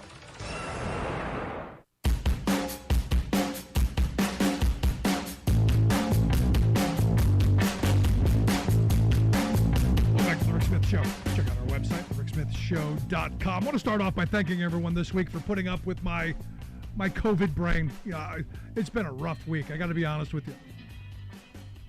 Got COVID a week ago. It's just a week ago. I'm still technically in quarantine, but it has been a brutal week. First time I got it, and fortunately, as I said earlier in the week, the vaccine I think helped. And, I've worked through it, but wow, the fog. Been a rough week. So I want to thank everyone, and for everyone who sent me ill wishes. Too bad. Didn't happen. Not this time. Better luck if it happens down the future. Now, here's the thing. I look at what's going on with the Teamsters and Amazon, the Teamsters and UPS. This is an opportunity for this union to really take this industry. And look, I've talked before. I came from the LTL industry, less than truckload industry, where when I started, it was 85% unionized, which meant the wages, hours, conditions were pretty much standardized across the industry. So the competition was based on, service quality, productivity, those kind of the positive things, the things that you want to compete on, not who's willing to starve their children. And yet, as the years have gone, thank you, Jimmy Carter signing trucking deregulation and Ronald Reagan, slamming on the gas and really the shot heard across the boardroom. We're now seeing in the LTL industry, like 10%. And wages, conditions, situations, a lot different. And, I talk to people all the time who say things, things are getting worse, or have been forced to cut corners, forced to do all kinds of things that would have never happened years ago. And now you've got all of these pressures from the federal government with ELDs and all kinds of, shoulder, eyes over your shoulder. Again, putting the onus and responsibility and all of the pressure and the burdens on the individual. And this is why I think the organizing that's happening at Amazon is so very important. Because, Amazon has a system. They already got it in place. Where if you just want to take your car and go deliver 5 packages, they'll throw you 5 packages to deliver on your way home. Because now everyone's going to be a gig employee. And they're going to make their profit off of you thinking, hey, I'm just dropping stuff on the way home. It's not a big deal.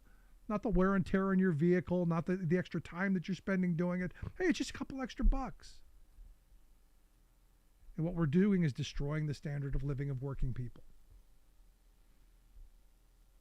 And they understand. They know what they're doing. Look, the smart people who think tank this stuff, the smart people who game this stuff out, who come up with these schemes to destroy good wages for working people, they game this stuff out. They know what they're doing. For instance, when Amazon says we don't hire, delivery drivers, we hire a company who hires those. So they got, plausible deniability for any of the horrible things that happen while they're feeding them all of the mandates and all of the terms of service and where you got to go, when you got to go, how you got to go, your attire, all this stuff. Because our laws are so badly screwed up. Now, like I talked about earlier, they want to do away with labor laws. I keep saying we need to strengthen them. We need to update them. Yeah. 1938 was a long time ago with the Fair Labor Standards Act. Absolutely. We need a major refresh. Because none of the schemes and gimmicks that they're hawking right now are new. None of this stuff's new. It's just got different lipstick on this pig. But you know what it is all about? It's about more for them and less for us. It's about more for the handful and less for working people. Because understand, and this is the reality of it. Understand, if it were good for you, they would never allow you to do it. If it were good for workers, they wouldn't allow it. My grandfather always said if a rich guy's going to take a buck out of his pocket to tell you you don't need something, you better spend $2 to get it. We're in that moment. We're in the moment of it's time to spend $2. It's time to spend to get what we need. And if that's politics, if that's organizing in the workplace, if that's organizing in our community, it's what has to happen. And look, there are people they're going to try and tear apart. And you let them go. Those are the 5s. Okay, good luck, buddy. You're always going to have people who are going to scab on a job. But the rest of the working class, the rest of us, at some point, got to push back. Because remember, if you will, walk with me, if you will, back to the good old days of, 2020, 2021, maybe a little bit into 2022, when people were heroes and they were essential, and we were thanking fast food workers for going to work so that cops and firefighters could have something to eat. We were thanking nurses, effusive with praise of our healthcare professionals and the heroic work that they did, only now to turn around and claw most of that back and treat them like garbage now. I'm glad that there's a union out there right now saying, you know what? We remember. And we demand that we be treated as such. You can't on one day say I'm a hero and then the next day I'm a piece of you-know-what. And I hope, I'm in this hopeful moment. I'm in this hopeful moment that we're going to remember. That people are going to remember what it was like during the pandemic and all of the platitudes that were thrown at us. No raises, of course. This is the amazing part to me. No raises. But they said nice things for a short period of time. Now how about we demand better? How about we ensure that the future is brighter? Because I'll tell you, the more, the Amazon drivers I talk to, even UPS drivers, the conditions are deplorable. The fact that UPS drivers don't have air conditioning in their truck, that they're constantly monitored. And look, UPS drivers do a great job. They're one of the most beloved working people in this country. Everyone loves the brown guy. But if you knew what they go through, this is one of those moments where wake up. One of those moments where, maybe there's going to be a strike. I hope not. But sometimes there has to be. I think back to, I remember an old timer years ago when I was just a kid, first started out. He said, every 10 years we went on strike. Every 10 years you got to, even if it's for just a day, so that people know they fought for something, that they won something. That they take ownership of something. And the sad reality is for the last couple of decades, we haven't had that. We haven't had that fight. And maybe this is the future. Because his logic was, if you fought for something, if you won something, you wouldn't give it back. You wouldn't be so easy to trade it for something else. That you won something, that you made something better. And look, that's not just in the workplace. That's in society. That's in anything we'll do. And can you look around and say that we're actually making life better in this country? When we've got a media culture that's all about outrage and hysteria. When we've got, the F channel blathering on about something that's not even factually accurate, but just meant to outrage, to enrage, to get people, hating each other. I don't understand it. I don't understand how we want to live in this place like this and how we aren't demanding more change. I hope we're going to get there. I'm hoping that the coming weeks, months, and years bring us back together in ways that give us a brighter future. But I appreciate everyone tuning in, especially this week, which was a very rough week for me. Wow, I'll tell you, it was probably one of the roughest weeks that I've had doing this program. But thank you for tolerating, and thank you for all the people who sent well wishes. I do really appreciate it, and all the people who said nice things, thank you. If you missed any portion of the program, make sure you grab the podcast. Wherever you find your favorite podcast, you'll find ours. Also, I want to hear what you think. Email me, rick@thericksmithshow.com. Thanks so much for tuning in. We'll see you back here next time. You've been listening to The Rick Smith Show. Email Rick at rick@thericksmithshow.com. Until next time, this has been The Rick Smith Show, where working people come to talk.